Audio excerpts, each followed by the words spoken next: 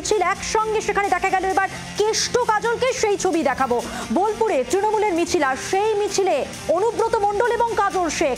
তৃণমূলের মিছিলে অনুব্রত মণ্ডল, কাজল শেখ একসাথে হাঁটছেন। কোর বৈঠকের পর মিছিলে একসঙ্গে অনুব্রত মণ্ডল এবং কাজল শেখ। আরো একবার সেই ছবির কথা বলি, যেখানে একই সঙ্গে একই মিছিলে হাঁটলেন তৃণমূলের মিছিল, অনুব্রত মণ্ডল এবং কাজল শেখ। বীরভূমে এই মিছিল,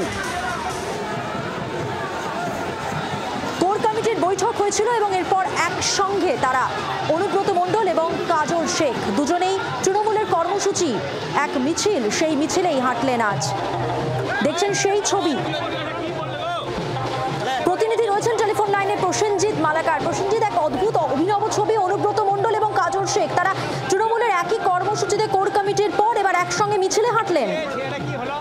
দেখো, একেবারেই তাই বলা যেতে পারে। কোর কমিটির সিদ্ধান্তের পরে কার্যত একই মিছিলে দেখা গেল অনুব্রত মণ্ডল এবং কাজল শেখকে।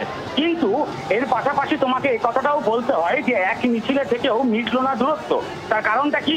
একদিকে আমরা দেখলাম অনুব্রত মণ্ডল তিনি একটি গাড়িতে চেপে র্যালিতে যাচ্ছেন এবং অন্যদিকে তার পেছনে আরেকটি গাড়িতে কাজল শেখ তিনি র্যালিতে যাচ্ছেন।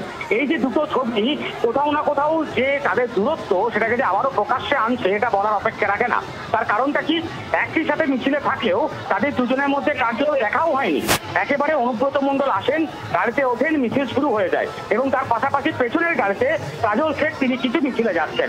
অর্থাৎ তুমি বুঝতে পারছো মিছিলে এক নেতৃত্ব একসাথে হলেও তাদের মধ্যে কথোপকথন দেখা হয়। অর্থাৎ প্রসেনজিৎ, বোঝাই যাচ্ছে একসঙ্গে মিছিলে হাঁটলেও কর্মসূচিতে যোগদান করলেও তাদের মধ্যে দূরত্ব ঘোচেনি। ধন্যবাদ প্রসেনজিৎ তোমাকে। কথা বললাম, আমাদের সঙ্গে টেলিফোন লাইনে ছিলেন আমাদের প্রতিনিধি প্রসেনজিৎ মালাকার। এবং দেখছেন সেই ছবি বোলপুরের, যেখানে একই কর্মসূচিতে যোগদান করলেও অনুব্রত মণ্ডল এবং কাজল শেখ তারা কিন্তু একে অপরের সঙ্গে কথা বলেননি এবং তাদের মধ্যে দূরত্বও ঘোচেনি।